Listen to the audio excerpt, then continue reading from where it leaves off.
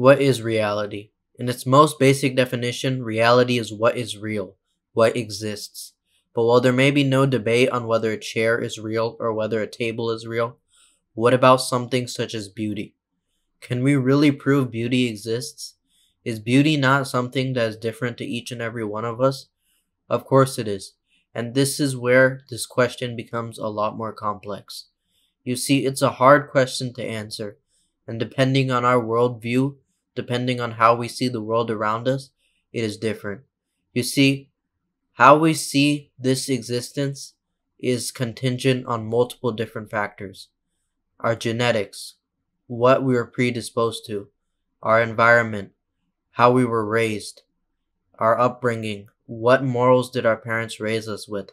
All of these different things contribute to the lens through which we see this world.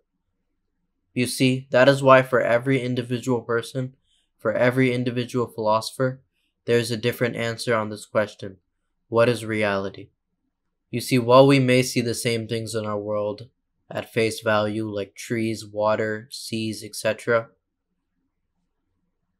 there is an element of relativism to it.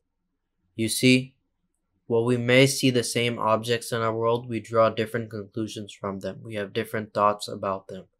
For example, if we look at the Sistine Chapel, right? For a person who isn't Christian, they will likely think, okay, this is a pretty cool building, similar to that of like Burj Khalifa or the pyramids of Egypt, etc. For a person who is educated, he will understand the significance to Christians, but he won't feel that in it of himself. And for a person who is against religion, of course, he'll see that through a negative lens, but only a true Christian will see it and feel its significance inside of himself. So are we really seeing the same thing? You see, this is what philosophy teaches us. It teaches us to think outside of the box and understand why society is created the way it is, why the world is created the way it is, so that we are not deceived.